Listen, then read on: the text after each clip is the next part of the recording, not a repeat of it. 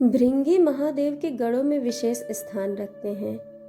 कहते हैं जहाँ शिव होंगे वहाँ गणेश, नंदी, श्रृंगी, भृंगी, वीरभद्र का वास स्वयं ही होता है।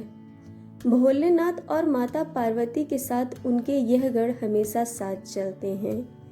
भृंगी की खास बात यह है कि उनके 3 पैर हैं। शिव विवाह के लिए चली बारात में भृंगी का जिक्र मिलता है। हालांकि उन्हें यह तीसरा पैर श्राप से राहत पाने के लिए मिला था। भृंगी महान शिव भक्त थे।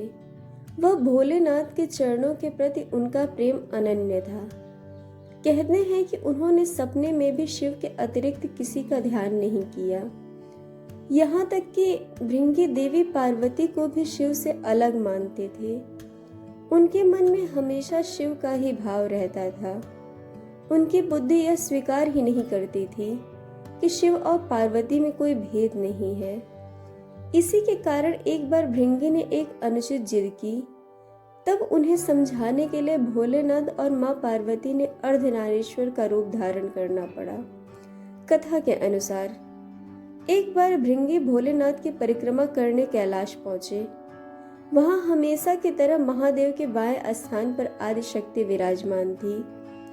महादेव समाधि में थे और पार्वती चैतन्य थी। उनके नेत्र खुले थे। भृंगी शिव प्रेम में मतवाले हो रहे थे। वह केवल शिव जी की परिक्रमा करना चाहते थे, क्योंकि ब्रह्मचर्य की उनकी परिभाषा अलग थी। उन्हें लगा कि पार्वती जी तो शिव के वामांग में विराजमान है, ऐसे में वह कैसे शिव जी की परिक्रमा करे।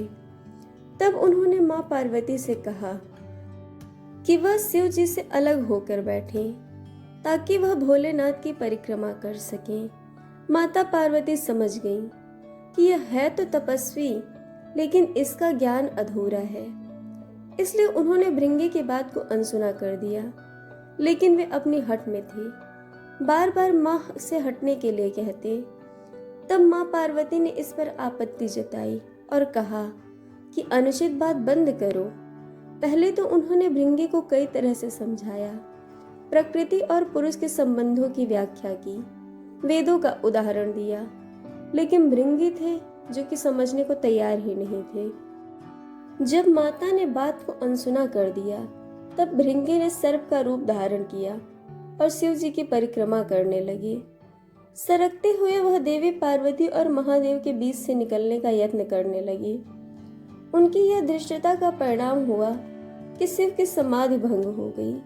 उन्होंने समझ लिया कि मूर्ख पार्वती को मेरे वामांग पर देखकर विचलित है, वह दोनों में भेद कर रहा है।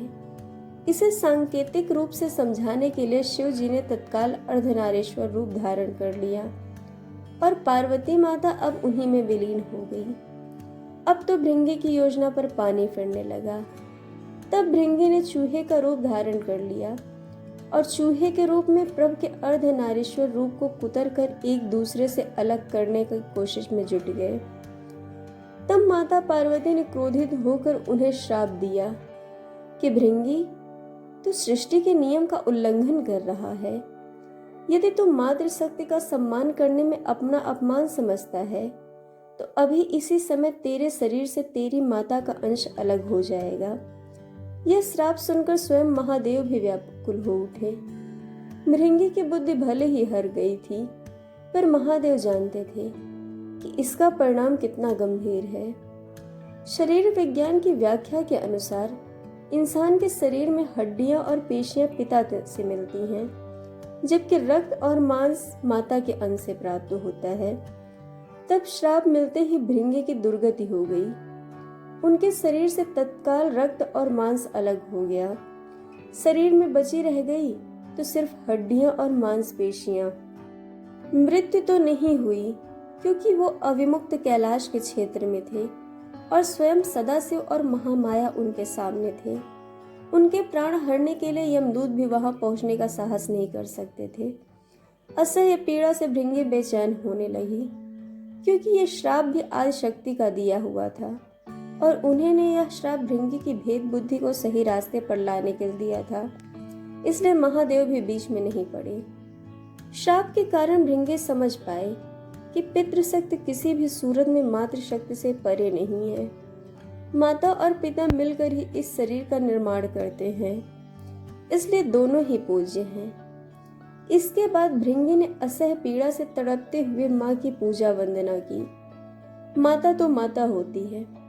उन्होंने तुरंत ही उन पर कृपा की और उनके शरीर की पीड़ा समाप्त कर दी। माता ने अपना श्राप वापस लेने का उपक्रम किया, लेकिन धन्य भक्त भृंगी, उन्होंने माता को श्राप वापस लेने से रोक दिया। भृंगी ने कहा कि हे माता, मेरी पीड़ा दूर करके आपने बड़ी कृपा की है, लेकिन मुझे इसी स्वरूप में रहने दीजिए।